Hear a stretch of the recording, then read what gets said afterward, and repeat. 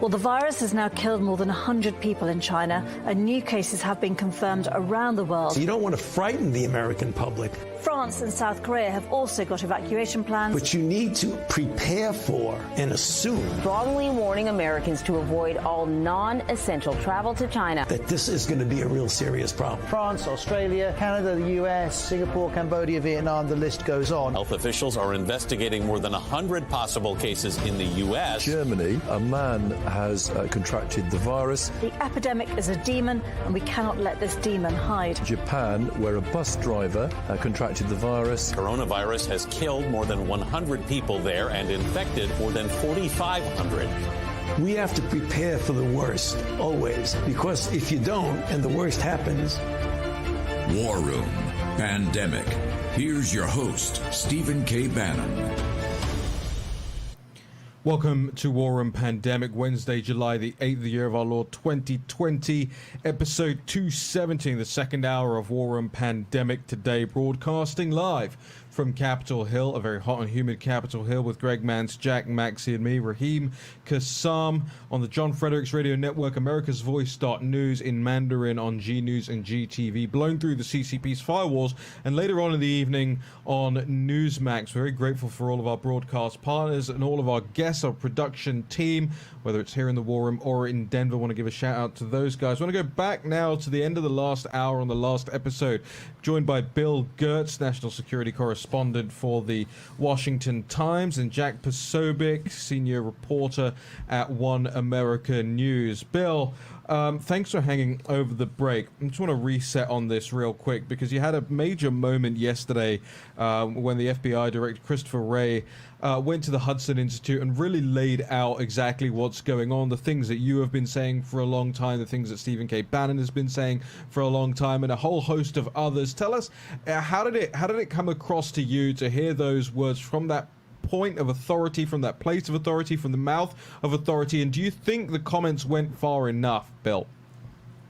Yeah, I do. I think it was really important that they were able to get this information out. I'm sure that there was pressure from the White House and State Department to say, hey, this is a all-of-government effort to highlight the Chinese threat. The FBI is the most reclusive when it comes to secrecy about its counterintelligence operations. So the fact that they talked about the extensive operations, Wray said that they had 5,000 active counterintelligence cases in the United States. Half of them are related to Chinese intelligence gathering and influence operations. And he said, on average, they're opening a new China case every 10 hours. So this was really amazing to see the extent of the Chinese, what I call the intelligence assault on the United States. We've had bits and pieces of it through the cyber attacks, through a number of cases. We've seen the professors, the Charles Lieber, the chemistry chair at Harvard, was indicted for lying to the FBI about taking Chinese Communist Party money. So this is really a very, very important milestone in the ability of the government to highlight the nature of the intelligence threat from China. Well, I just want to play some of these clips for the audience. I want to start with Christopher Wray talking about the greatest long-term threat here. Let's roll the clip. The greatest long-term threat to our nation's information and intellectual property and to our economic vitality is the counterintelligence and economic espionage threat from China. It's a threat to our economic security and, by extension, to our national security. As National Security Advisor O'Brien said in his recent remarks, we cannot close our eyes and ears to what China is doing. And today, in light of the importance of this threat, I will provide more detail on the Chinese threat than the FBI has ever presented in an open forum. This threat is so significant that the Attorney General and the Secretary of State will also be addressing a lot of these issues in the next few weeks. Bill, this is a real ramping up here, and just before we come to you back for comment on that, I want to play the next clip, which is the 10 hours clip, Chris Wray. Let's roll that one too. We've now reached the point where the FBI is opening a new China-related counterintelligence case about every 10 hours. Of the nearly 5,000 active FBI counterintelligence cases currently underway across the country, almost half are all related to China. And at this very moment, China is working to compromise American healthcare organizations, pharmaceutical companies, and academic institutions conducting essential COVID-19 research. Bill, this is some extraordinary stuff, and it raises the question, do we even have the resources at that level to be conducting full investigations, launching new investigations every 10 hours? Where do we need to go to ramp this up to make sure that we're leaving no stone unturned here?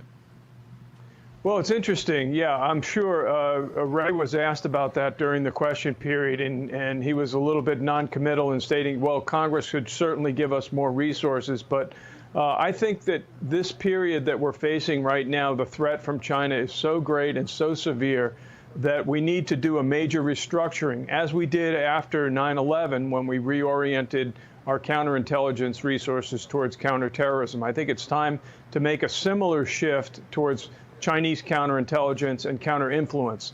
Again, he went after not just their intelligence operations, but their influence operations, talking about how China co-ops government officials, how they influence policy, how they influence the U.S. media, how they've been able to force the U.S. media to self-censor, to avoid criticizing China or to avoid being blocked from traveling to China. Again, this was extraordinary stuff that has not been made public in decades. Bill, just before we let you go, you've got a story you're working on at the moment. You've actually spoken to some very interesting people in the last 12 or so hours. Just give us a little insight in what's coming from Bill Gertz. Yeah, last night at 1 o'clock in the morning, I did a phone interview with two admirals in charge of two aircraft carrier strike groups, one led by the Nimitz and one led by the Ronald Reagan. They're currently conducting joint operations in the South China Sea. Hundreds of aerial flights by warplanes throughout the region. Chinese are trying to put pressure on them, and basically they're just ignored. This is part of the Navy's efforts to declare that the South China Sea will not be taken over by China, which claims the entire waterway, which sees up to $5 trillion annually in international trade, as their private lake. And so this is a very significant operation.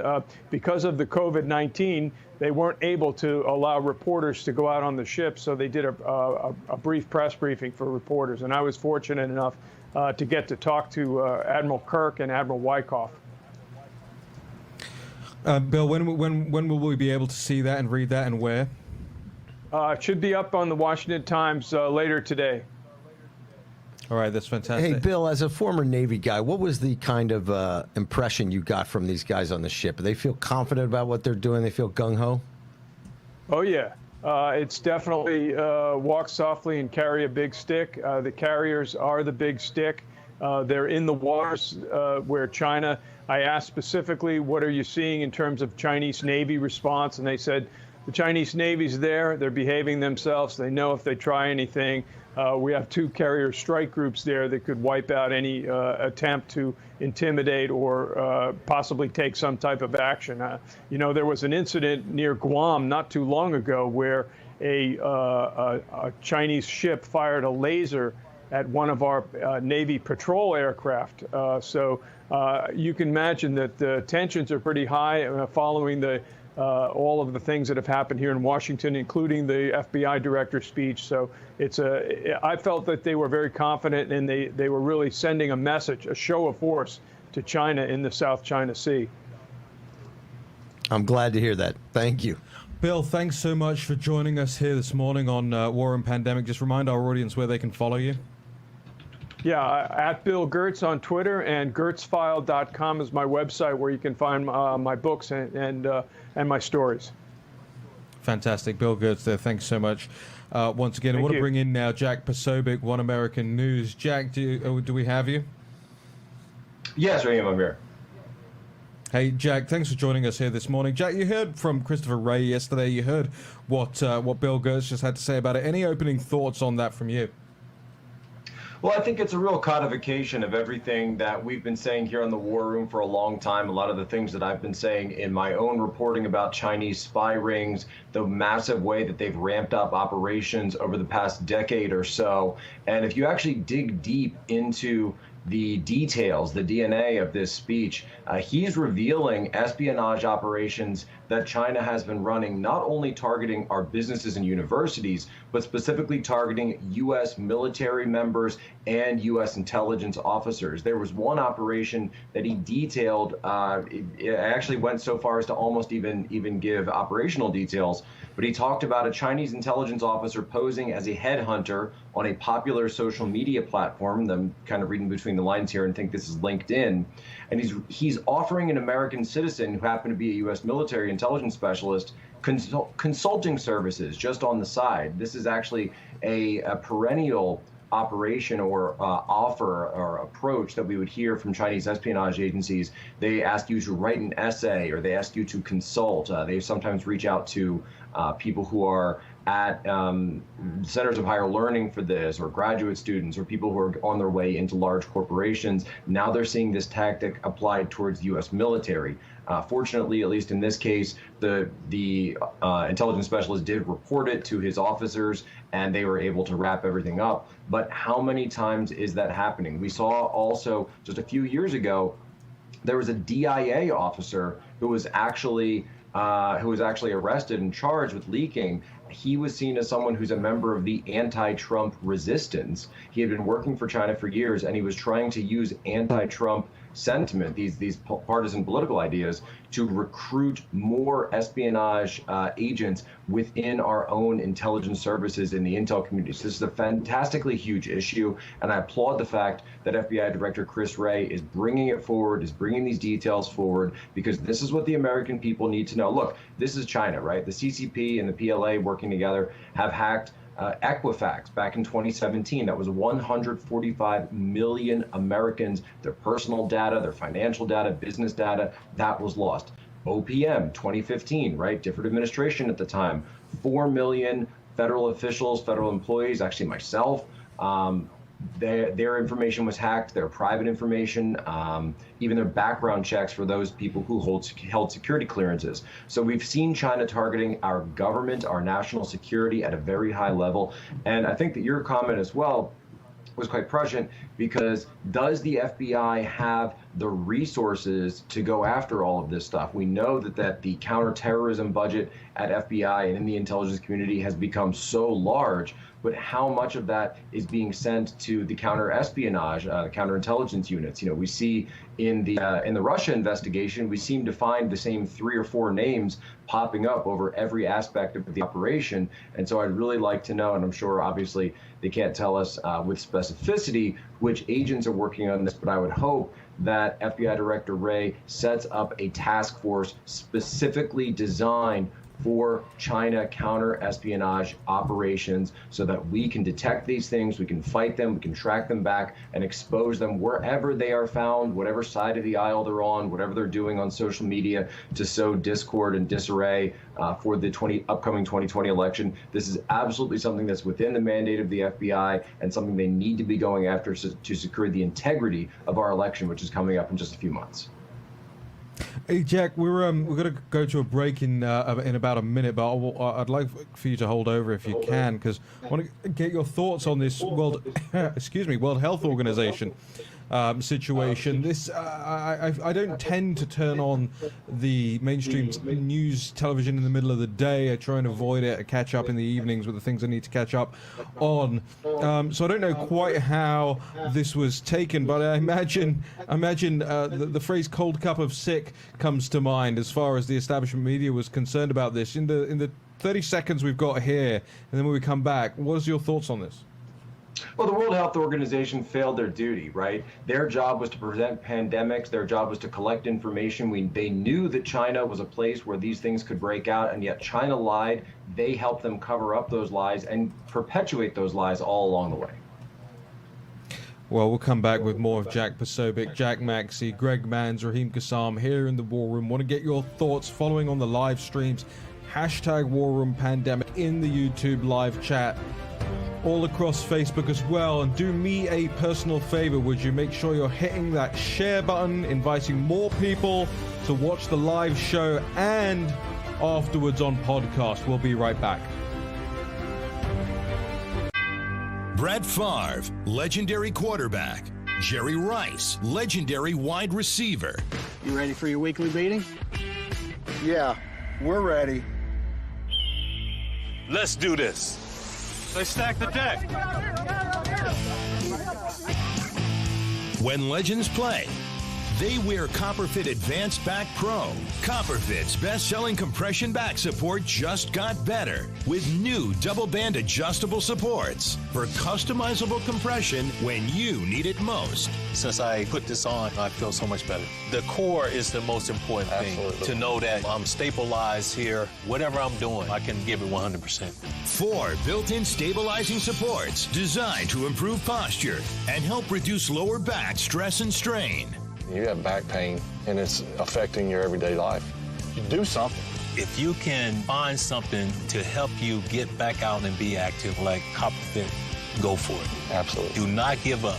A high-performance compression fabric infused with the powerful properties of copper, 360-degree flexible mobility, and lightweight, durable construction. Nothing more painful than having back pains. If you're aching, if you feel like you can't work out anymore, you can. And that's with CopperFit. Yeah. It's for all of us who still want to be active, still want to compete. Way to go. That's what I'm talking about. Man, this really does feel good. It feels to me like the fountain of youth. CopperFit's best-selling back support just got bigger, badder, and better. Or call 1-800-944-5851. Or on the web at advancedbackpro.com. Get yours now for only $19.99. This does feel good. That's what I've been saying. You think it was fair? It was fun. Play for the love of the game. CopperFit, live limitless.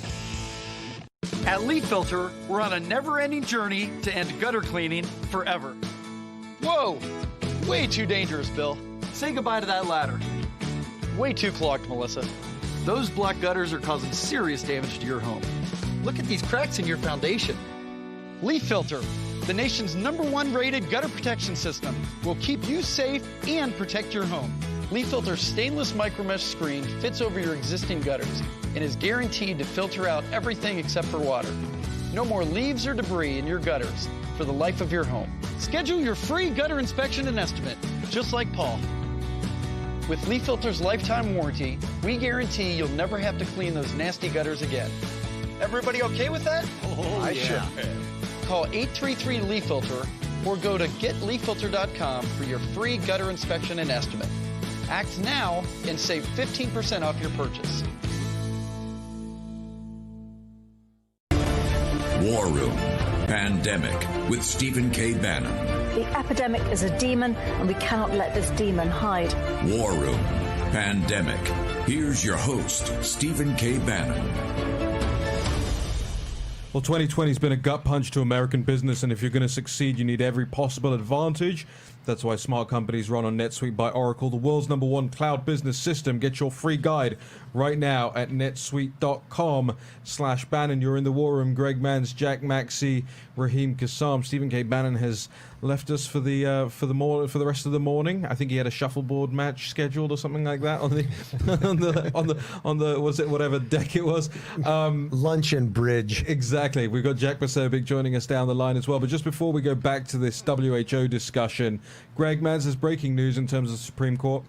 Yes, 2 religious freedom rulings came down today. The first being that the Supreme Court ruled that the Little Sisters of the Poor are exempt from an Obama-era mandate being forced to provide contraception in their health care plans. And then they also came out down with the ruling that 2 Catholic schools are able to, they cannot sue for employment discrimination. We'll be watching more detail as it comes out on that, but tell us, there's one more to be heard tomorrow? Yes, a big one coming down tomorrow. 2 cases of the same theme with Trump's tax returns. Trump's tax returns in the Supreme Court tomorrow. And this is one of the things this morning, in the New York Times opinion, Tom Friedman says that Joe Biden should refuse to debate Donald Trump under two conditions. If these two conditions are met, Joe Biden will be allowed out of his basement to debate, according to Friedman. Number one condition is Trump releases his tax returns. That's nothing to do with the debate. Nothing to do with being president, but okay. Number two, Tom Friedman wants a live fact-checking, real-time fact-checking of the president on stage. So basically what he wants is left-wingers, and we've talked to you about who these fact-checkers are before, but he wants left-wing activists able to chip in to help Joe Biden when Joe Biden gets into a sticky situation on that. So I tell you what, why don't they just put somebody else up there? If they're so clear that Joe Biden is unable to perform in debate, why even go through this charade? Put somebody else up there. Put Hillary Clinton up there. We would love it. I want to get back to this WHO thing, though, guys. Jack Maxey, why don't you take us away? Well, we've been hearing for the last week several scientists, quotation marks, have been declaring that the World Health Organization has to confirm that this is an airborne virus. Personally, I don't understand what the debate is. If there was not some airborne element of this virus, why would we have masks? Why would we have, high pressure isolation units? This is one of those things, I think, where you're looking at both the medical community and the political community continuing to try and sow fear as if, oh my gosh, if it turns out that this is an airborne illness, everything has changed. That's absolute nonsense. If it's changed at all, it means that anything we do is not going to keep people from getting it. I mean, for example, there was an elderly couple out in California who both got COVID-19 who had never left their house in 2 or 3 months. So perhaps it is airborne. But if it is airborne, then why are we continuing with the lockdown? And I have to say, one of the things that really bothers me about this entire thing is how the media and their scientists have continually tried to describe this as much more dangerous than anything that has ever hit the planet. And I can tell you, you can look on my Twitter page, @JackMaxey1.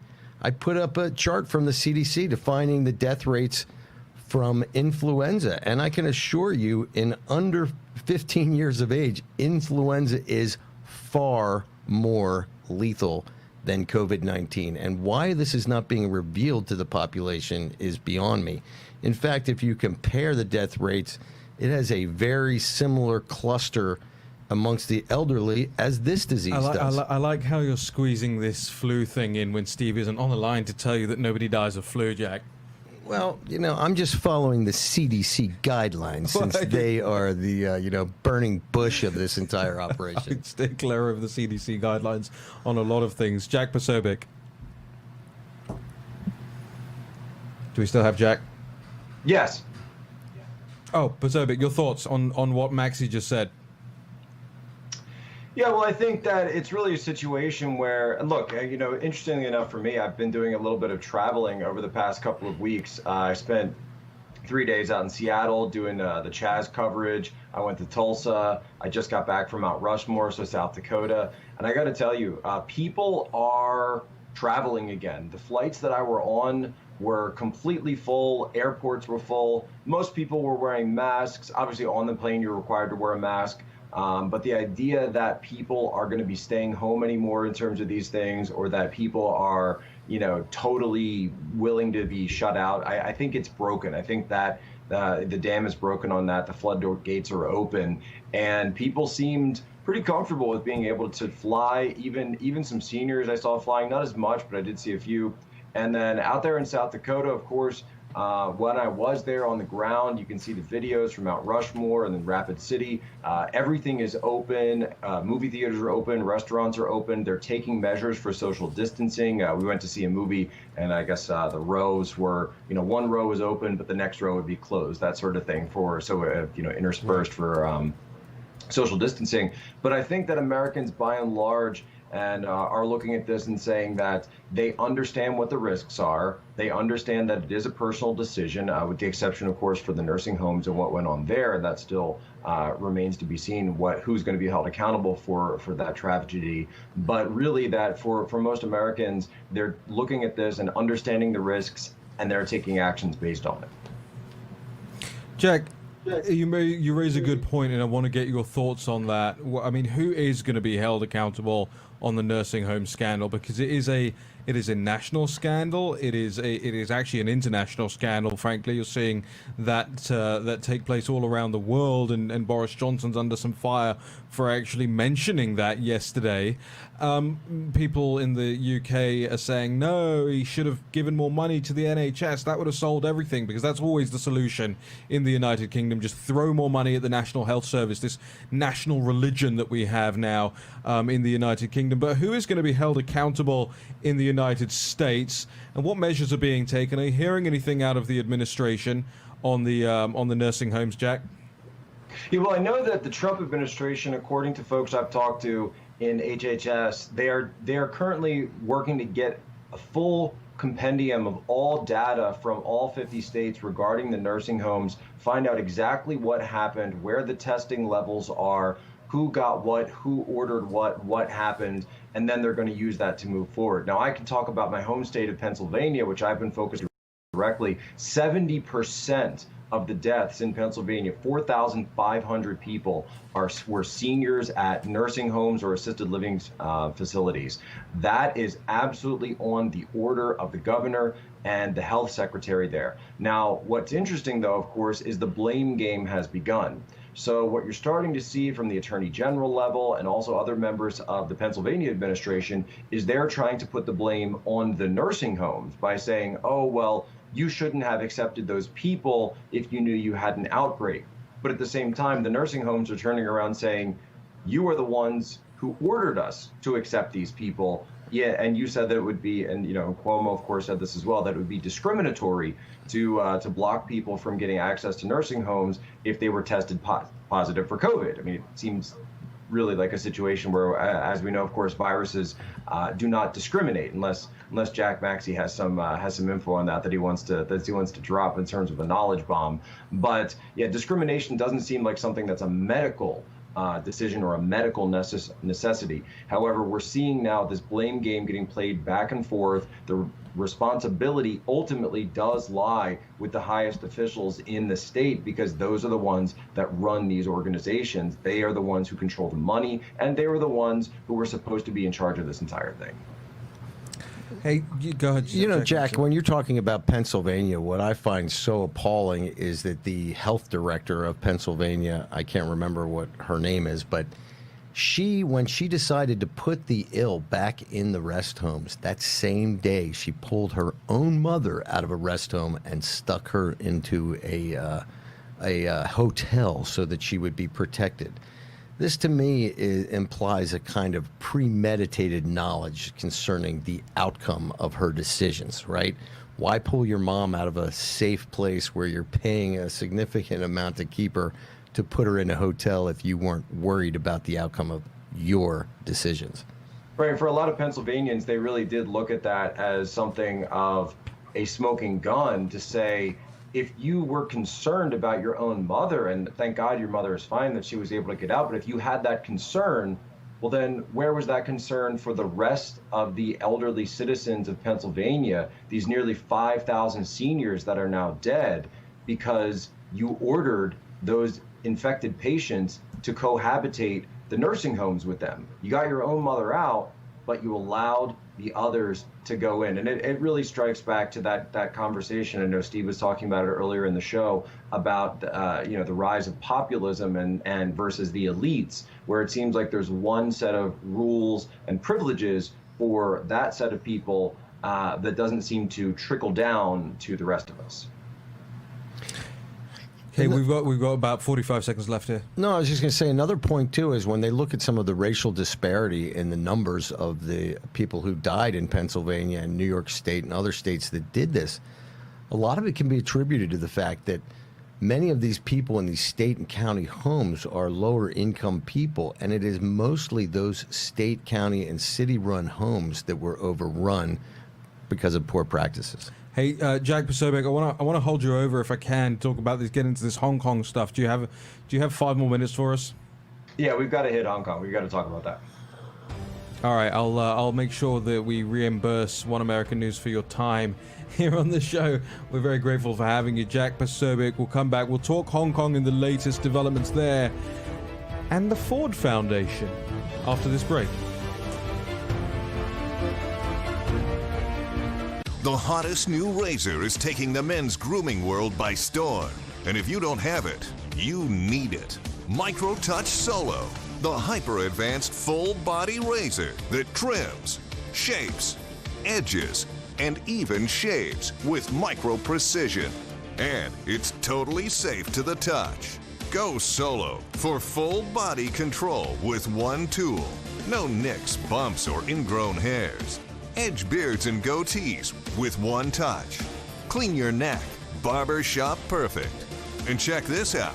Snap on the guide to tame growth and perfectly shape your full beard. And keep new growth stubble trimmed exactly to your style. And look, the Solo Full Body Groomer trims precisely the length of hair you want. Snap off the guide and remove unwanted hair anywhere in seconds. What makes Solo different than your ordinary razor? Dual-sided German stainless steel blade. Shave up or down at 200 microstrokes per second. The Ultra Flex pivoting head contours perfectly to you for precise results. 3 custom grooming guides for control of exact length and shape. And a built-in LED light so you never miss a spot. Solo is so precise, you need no creams, no soaps, and no water. Ditch the old man clippers and toss the scissors. You've got to go solo. Call 1-800-709-9777 or go online at microtouchsolo.com and get yours now for only $19.99. Complete with German stainless steel blade, pivoting head, built-in spotlight, and 3 custom grooming guides. Everything you see here for just $19.99. The all-new MicroTouch Solo Full Body Groomer. The one tool that does it all. I see what's possible instead of what's here. Others see cracked concrete, broken backboards, run-down courts. I see a way to bring pride back to communities. Art can change it all. Bright colors, a bold vision, and it can be somewhere that brings people together for games or hangouts or whatever. A place that makes people proud, like this is my neighborhood. That's why I made Project Backboard and a site with GoDaddy. How will you make your mark? Make the world you want. This is Kate. Hey. She takes 2 prescriptions. Kate's son Jack takes one too. Kate works hard and thought she had good insurance. But she still pays too much. That's no good. So Kate downloaded the GoodRx app. Now she can compare prescription prices to find the best discounts. She even beats her insurance price. Good for you, Kate. Good for you. GoodRx. Stop paying too much for your prescriptions. Download the free app today. War Room Pandemic with Stephen K. Bannon. The epidemic is a demon, and we cannot let this demon hide. War Room Pandemic. Here's your host, Stephen K. Bannon. Welcome back to the War Room. Greg Manns, Jack Maxey, Raheem Gassam, joined by Jack Posobiec down the line. 2020, remember, has been a gut punch to American businesses, and if you're going to succeed, you need every possible advantage. NetSuite by Oracle is a sponsor of this show. It's also the world's #1 cloud business system, which smart companies run on, because NetSuite gives you the visibility and control over all your financials, your HR, your inventory, your e-commerce, and more. Everything you need in one place. Whether you're doing $1 million or hundreds of millions in sales, NetSuite gives you every penny with precision in terms of the management and competition, the ability to compete from anywhere, right from your phone. So join 20,000 companies plus that run on NetSuite to make it happen. They surveyed hundreds of business leaders and assembled a playbook which they're giving you for free at It's called 7 Actions Businesses Need to Take Now. You can schedule your free product tour at netsuite.com/Bannon. That's a free guide and a free product tour at netsuite.com/Bannon. Let's jump right back into it here. Jack Posobiec, the latest from Hong Kong, please, sir. Do we still have Posobiec?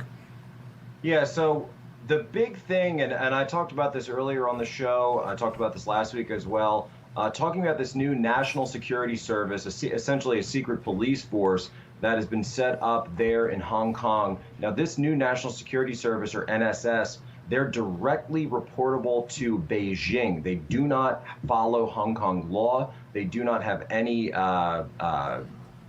culpability under Hong Kong law. They're actually given immunity for Hong Kong laws. And we talked as well about the hardliner, this guy Zheng Yanxiong, who has been brought in. He was a guy who was cracking down on the villagers in the provinces, the people who were the farmers who were protesting over in mainland China. Huge development there where mainland agents, this new office, the NSS, has taken over a 33-story hotel right in the shopping and commercial district, Causeway Bay, right across from Hong Kong Island near Victoria Park. This was the Metro Park Hotel. They've taken over this entire thing. It's 33 stories, almost 300 rooms, this massive hotel, very well known.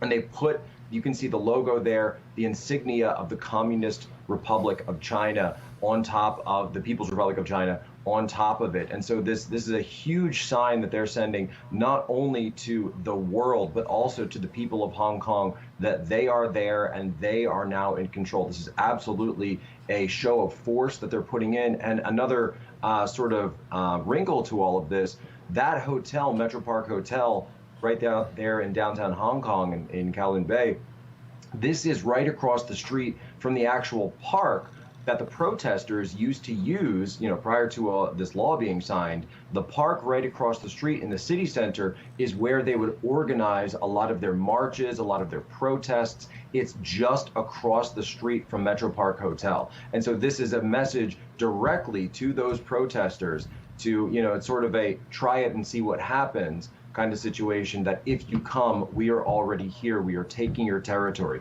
So this is absolutely draconian that this is going on. It is definitely a show of force. This is the type of thing that we would come to expect from having a hardliner like Zheng Yanxiong be brought in and put in charge of this. I wouldn't be surprised if this was his own decision himself.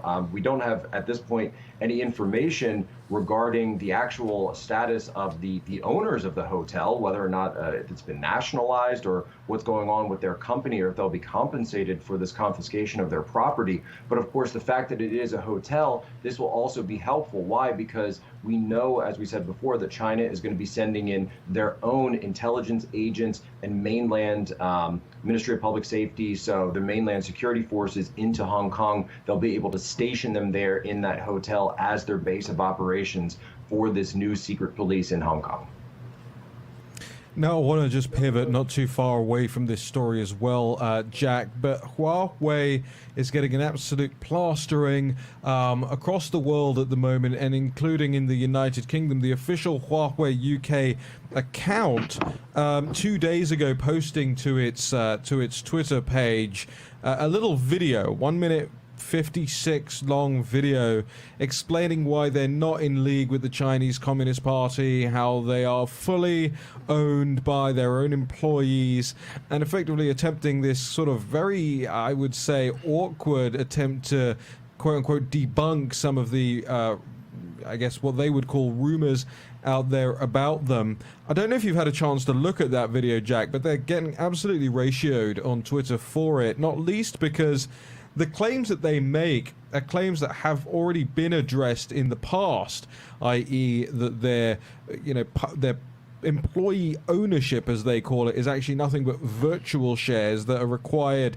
back if that employee leaves the company. They also don't do anything to address the fact that their founder was a member of the PLA, is a member of the Chinese Communist Party, along with many of their board members. And of course, Jack, I mentioned it yesterday on the show. You have the Chinese ambassador to the United Kingdom getting all agitated in the public arena at the moment over the British government reviewing their partnerships with Huawei. And somebody raising the question yesterday again on social media saying, hold on a minute. If Huawei isn't the CCP and CCP isn't Huawei, then why is the CCP's ambassador to the Court of St. James's in London becoming so agitated about Britain simply choosing another way to service its 5G infrastructure? Your thoughts on all of those things, Jack Posobiec? Well, obviously, just like in every communist regime, of course they claim that the people are the true owners of everything. Of course, Chairman Mao is famous for, during the Cultural Revolution, using the phrase the dictatorship of the proletariat, so the dictatorship of the people. But of course, he's the people's representative. So even though the people are the true owners of the dictatorship, he is the representative of the people. So we're actually seeing something that's classic in terms of Chinese Communist Party propaganda, something that's been used all the way back into the 1930s, the 40s, and even the Cultural Revolution of the 1960s. Now, the reason that Huawei, that the ambassador to the UK, that they have all become so incensed, and the reason that they're kind of squirming like this, and you see throughout social media, is that, exactly as you said, Boris Johnson has acceded to the concerns that so many in the international sector have pointed out about Huawei's spying capabilities, their very concerning ties with the PLA. We saw India just banned a whole bevy of Chinese apps from their infrastructure on spyware concerns. The U.S. is now reviewing TikTok, which is essentially nothing more, as we've covered, a spyware app with a video sharing capability put on top of it. All of this is boiling up into the UK potentially saying that they are going to sever Huawei's 5G agreement with the 5G infrastructure network in the UK, which obviously represent a loss of billions and potentially moving forward trillions of dollars over the next decade or two. So if Huawei does lose that contract, it is a massive blow, not only for their company, but also for CCP operations and influence operations across the UK, which is, of course, one of the most influential countries in Europe and in the Anglosphere. I'll give you some props right there. So for them, they're responding with their normal soft power diplomacy isn't working anymore because it's been so exposed by the failures of the pandemic, from their lies to the WHO and to the world, and also to their gobbling up their collection of the masks and then selling them back to the world in full view of everyone. They're posting it on social media. And so because of this, they've become so desperate that they're essentially pleading and barking at the UK and throughout social media to find some semblance of a way to bring people back around, and essentially it's not going to happen. I just love this video, and I'm going to make sure that it's on my Twitter as well throughout the day, and maybe you can share it as well, Jack, this Huawei video, because it basically goes through and it goes, yeah, we do get grants from the Chinese Communist Party, and yeah, we do take loans from the Chinese Communist Party, and yeah, we do get tax cuts from the Chinese Communist Party, but you guys and your corporations all do that too.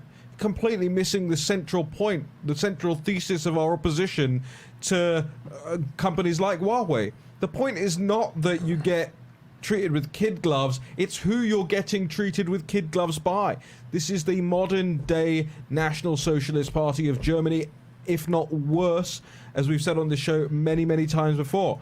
This is an organization and an entity that routinely enslaves people, that tracks ethnic minorities around the world using their phones, that steals intellectual property from the United States, that ships counterfeit money into the United States, that ships drugs into the United States, that routinely acts in a brutal imperialistic way.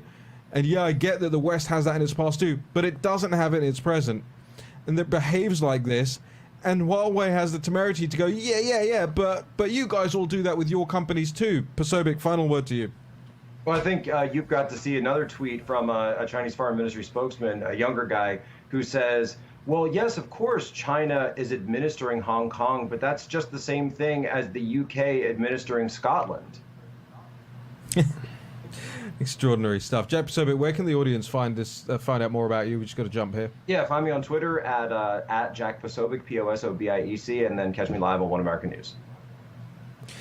Thanks to Jack Posobiec there. Make sure you're following at Jack Posobiec. I think he's just at Jack. Are you at Jack on Parler? Did you get that? We were doing the Poso brand. We're doing the Poso brand. Okay, there you go. All right, Jack Maxey. Well, one of the things I think is so interesting about the security law in Hong Kong is that there's a growing notion around the world that this security law just does not apply to Hong Kong. It applies to every Chinese citizen everywhere on planet Earth. And there is some debate because of the language that they use that it might even apply to you and me, Raheem, i.e. we go on a trip to Beijing, we might not come back. And you're seeing this around the world, that Taiwan is warning their own citizens not to travel to Hong Kong, and Australia has put out a warning to some of their citizens, too, about the potential danger for their criticism being held against them in Chinese territory. One thing I'd like to say about the TikToks and the Facebooks, et cetera, of the world, and you saw Facebook is pulling out of Hong Kong, and you saw TikTok, too, the underlying reason for this is that basically under the new law, upon demand, they have to give up everything. So Facebook understands that, you know, they're opening up a Pandora's box. I look at TikTok and I just see a company trying to scramble to save its reputation. I mean, I think that they had something like 20% of the users were in India. So you can acknowledge how big a hit this is going to be. And I pray that the President of the United States starts getting the FCC to remove these things from our telephones. We should not be allowing our children to be on round-the-clock surveillance by communist Chinese, knowing every single thing about your children. If that does not terrify the parents of America, then I don't know what does. And you remember, they are going to be grooming this information with artificial intelligence over the entire life of your children so that they have a profile of your kid to make decisions about how to manipulate him to do their will, how to manipulate him to achieve their goals. This is Orwellian in the extreme, and we've got to fight it at every opportunity. Greg Mans, we have some breaking news coming out of New York. Is that right? We do. The mayor of New York City has announced that there will be a hybrid model for in-school and at-home schooling in the fall for students in New York City. That's breaking live from the Associated Press right now. Schools will be reopened in the fall with a hybrid approach that includes in-person and remote learning. Of course, we're going to be following more of that in this reopening of America. President Trump saying, open the schools. I'm not so hot on it, but, you know, we'll trust the commander-in-chief more than some guy here in a flamingo and palm tree tie today. We'll be back. More War and Pandemic in just a moment. Hello, I'm Mike Lindell, inventor of MyPillow. Just like you, I had problems sleeping. I tried every pillow out there and nothing worked. 15 years ago, I invented MyPillow. It took me 2 years to develop because I wanted to have everything you would ever want in a pillow. I made sure that you could adjust my patented fill so you could have the exact support you need as an individual, regardless of your sleep position. I also wanted a pillow that would last, so I made MyPillow machine washable and dryable. I back MyPillow with a 10-year warranty and a 60-day money-back guarantee. Not only that, I do all my own manufacturing in my home state of Minnesota. I really like the fact that it was made in the USA. I think that USA products are a better quality product. I've tried a lot of other pillows, and nothing's worked like MyPillow. I'm interrupting this commercial right now to give you deep discounts, not just on my pillows, but also my mattress toppers, sheets, and so much more. For example, you can get body pillows regularly $89.99, now only $29.99, or MyPillow dog beds for as low as $19.99 with your promo code.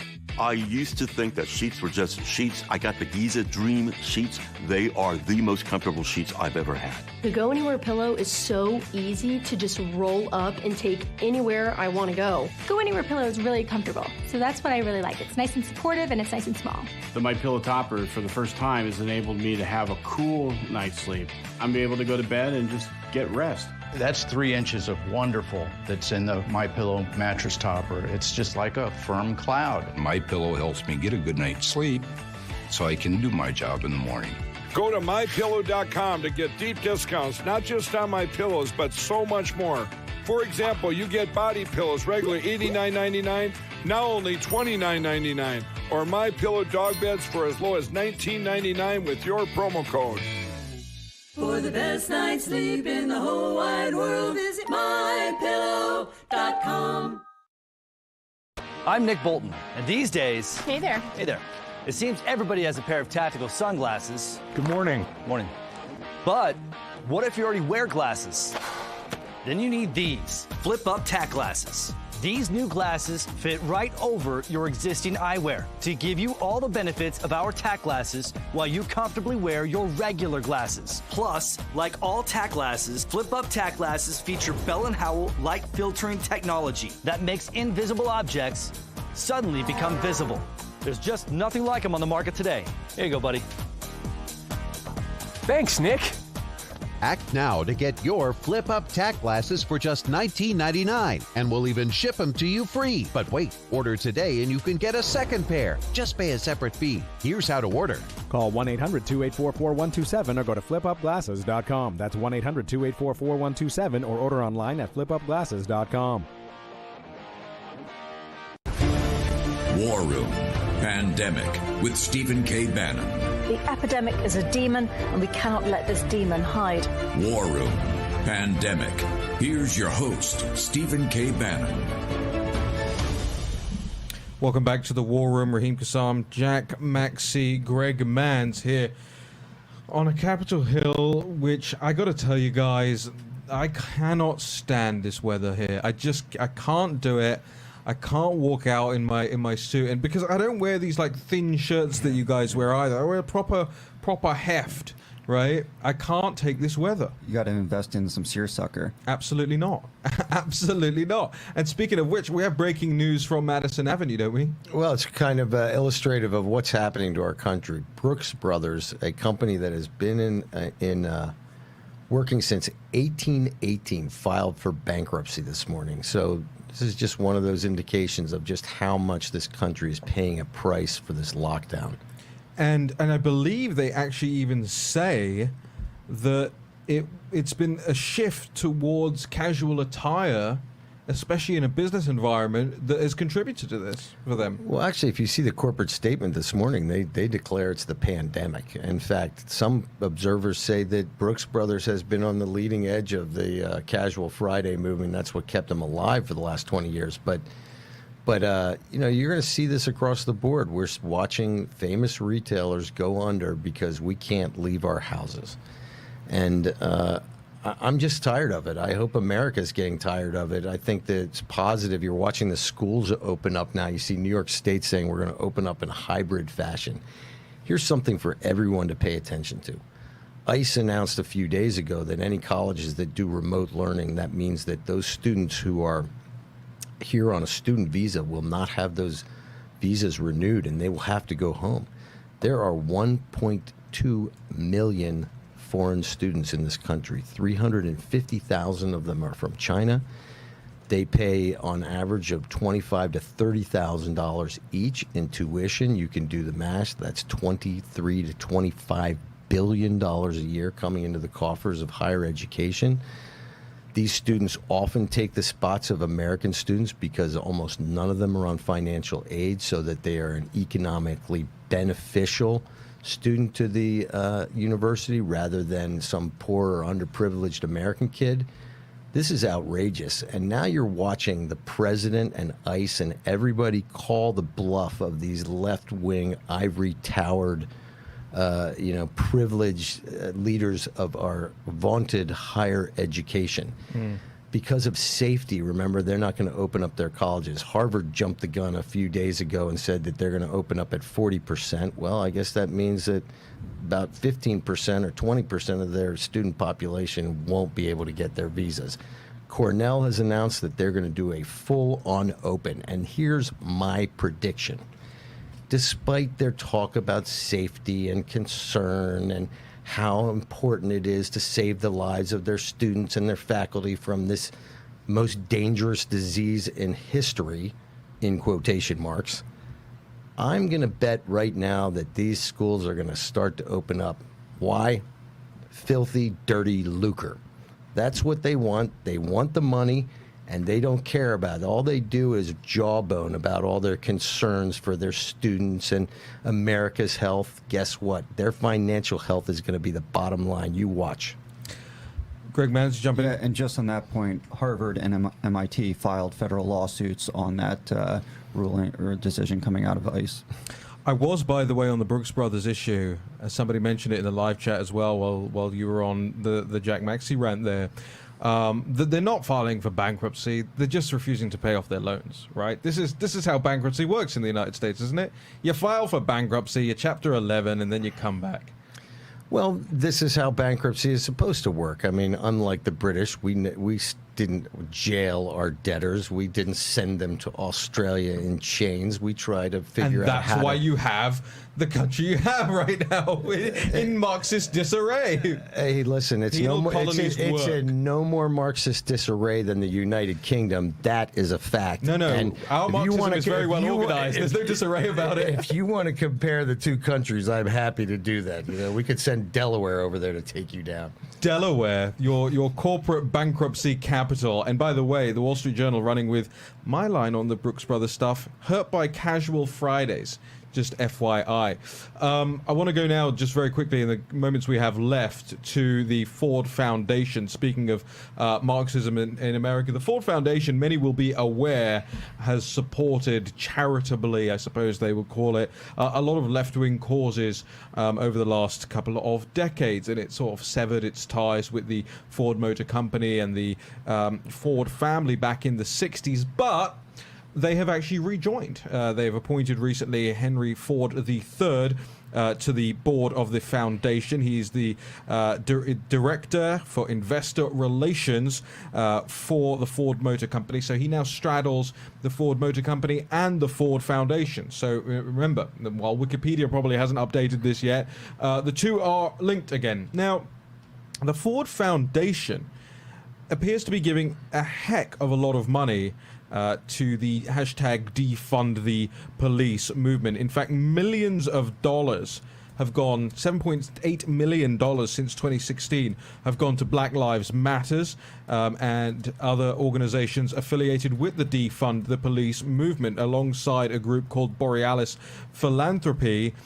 And they've also backed this group called the Black Youth Project 100, which they state their mission is to disband, disarm, and disempower the police. The Ford Foundation has given $3.1 million to Black Youth Project 100. Now, the Ford Foundation is also tied in with the Brookings Institution, the Center for American Progress, Forward Justice, the ACLU, the Center for Popular Diplomacy, the Guardian newspaper, ProPublica. So why does it matter that the Ford Foundation is doing all of this? Well, because Henry Ford III, who's also on the board of Ford Motors, he's out there saying that the American story has systemic racism and violence at its heart, and that the police need to be defunded as a result of this. And all the while, the Ford Motor Company, upon whose board he also sits, coins in hundreds of millions, if not billions and billions of dollars from the taxpayer by selling police cruisers to the police, to your local police force, to national, to federal law enforcement agencies, taking from the taxpayer on one hand and giving money to defund the police on the other. We have the full story up on the nationalpulse.com right now. Make sure you check it out and share it amongst your friends. War and Pandemic returns tomorrow morning, 10 a.m. East Coast time. We'll see you then.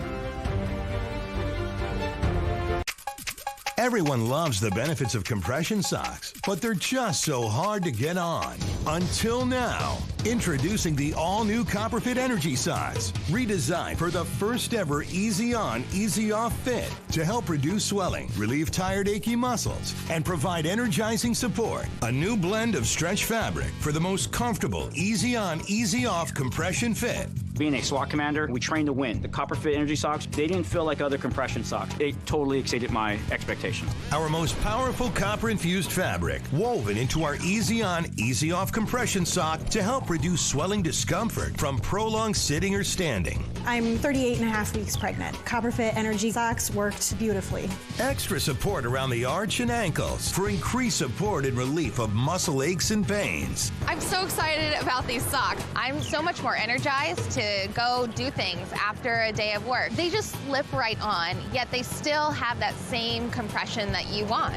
A soft cushion footbed for all-day comfort. I'm on my feet at least 9 to 10 hours a day. These were fantastic. A lot of compression socks are a little too thin, especially for what I do. With CopperFit, I could wear these every day.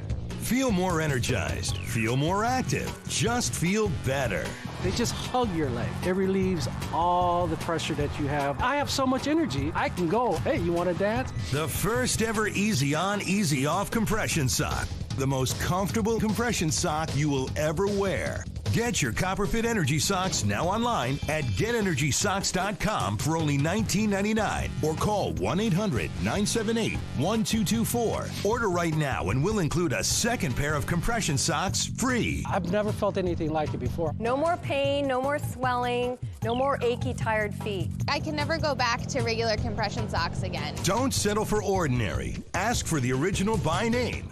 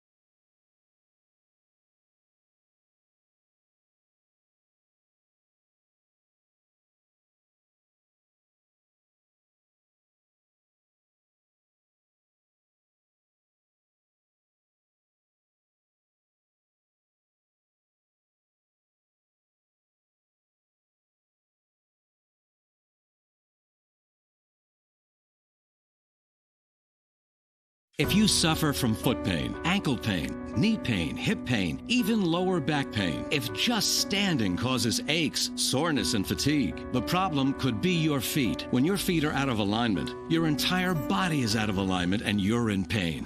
Now you can change all of that. Today, introducing Superthotics, the doctor-designed breakthrough that solves the problem in your feet and relieves the pain throughout your entire body.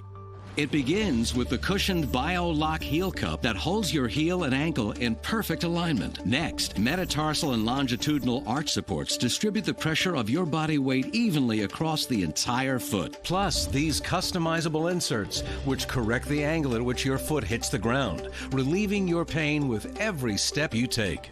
Imagine being able to dance, walk, work, play golf, or just spend an afternoon shopping without the aches, pains, stiffness, and poor balance that rob you of your active life. As a flight attendant, I spend a lot of time on my feet. The moment I put the Superthotics in, I could feel a huge difference. The pain in my knees went away, the pain in my feet went away. Not only am I wearing them for work, I am wearing them all the time. Imagine finally getting relief from painful problems like bunions, shin splints, corns, calluses, plantar fasciitis, and even stress fractures. Doctor-prescribed orthotics can cost $600 to $800, but you won't pay anywhere near that for Superthotics when you call the number on your screen or go to superthotics.com. For a limited time, you'll get the manufacturer's direct price of just $39.95. Call now.